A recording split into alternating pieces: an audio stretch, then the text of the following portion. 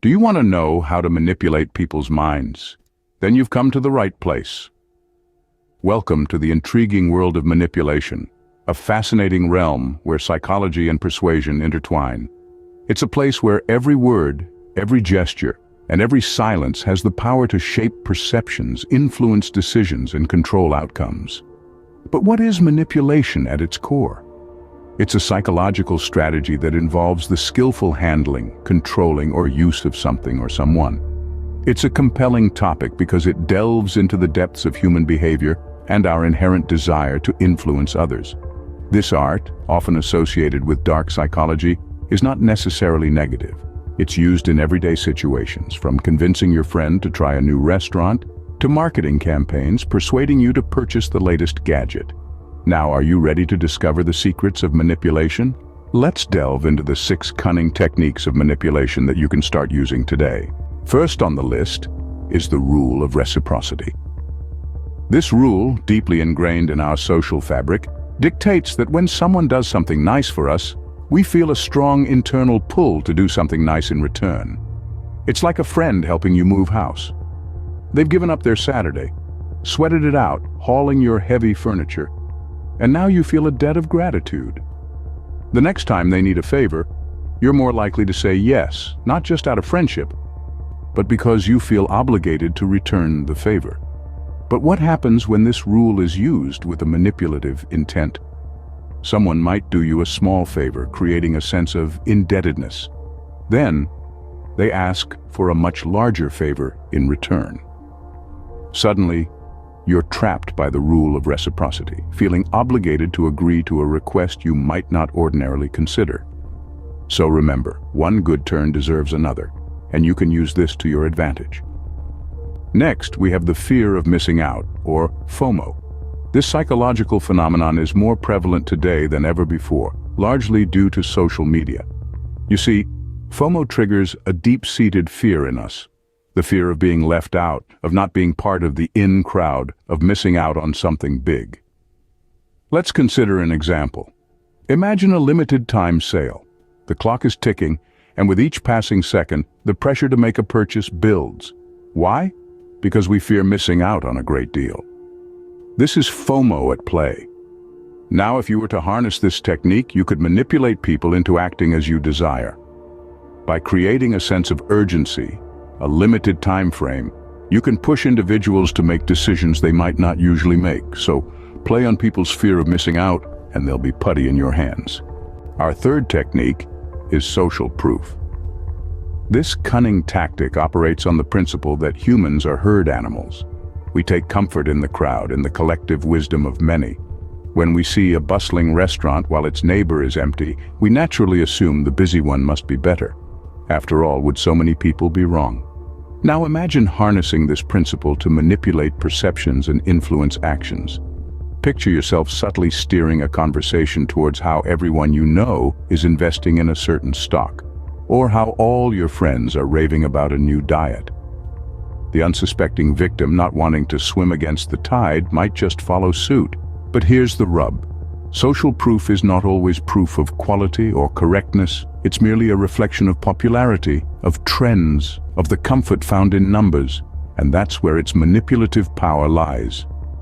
Remember, if everyone else is doing it, it must be right? Coming up next is the Decoy Effect. The Decoy Effect is a devious strategy, often used in pricing models by businesses. It works like this. Imagine you're looking at 2 options, A and B. You're not sure which one to choose. Then a third option, C, is introduced. This option is clearly inferior, but it's similar to option A, making A seem more attractive by comparison. This is the decoy, and its purpose is to push you towards option A. Take popcorn at the cinema, for instance. Small is $5, large is $8, but the medium, priced at $7.50, is the decoy.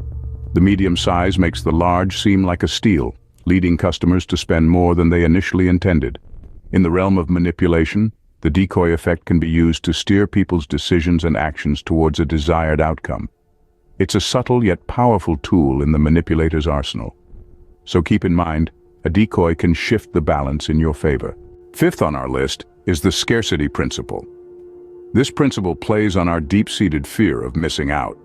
The less there is of something, the more we want it. We perceive scarce items as more valuable and desirable. Consider limited edition items. When we hear the term limited edition, doesn't it make the item seem more precious, more exclusive? That's the scarcity principle in action.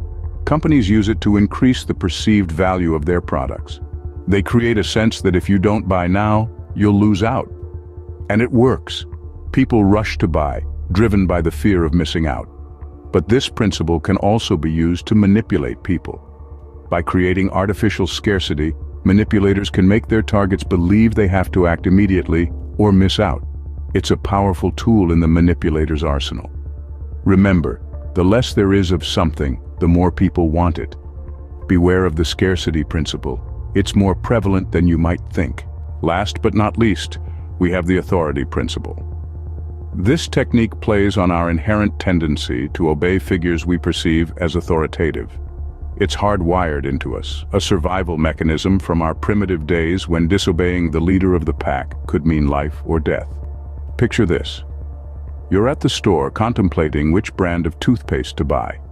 A nearby TV screen plays a commercial with a doctor clad in a white coat recommending a specific brand. Subconsciously, you're swayed.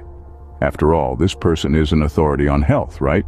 But let's pull back the curtain. This doctor is an actor. The coat, a costume. Nonetheless, the authority principle has worked its magic. Manipulators can wield this principle like a sword, bending our will to their own. The perceived authority convinces us, often without us even realizing it. So, wield your authority wisely, and people will follow. So there you have it. 6 cunning techniques of manipulation. We've navigated the murky waters of the art of manipulation, where understanding others' motivations and emotions can be the key to sway them. We've dug into the rule of reciprocity, that innate human tendency to return favors and feel indebted. We've explored the fear of missing out, a potent tool that leverages our desire to belong and be in the know. We've looked into social proof, that psychological phenomenon where we copy the actions of others in an attempt to behave correctly. We've discovered the decoy effect, a clever strategy that influences choice by offering a third, less attractive option. And we've examined the scarcity and authority principles, exploiting our attraction to exclusivity and our respect for authority figures. These techniques can be powerful tools when used ethically and responsibly.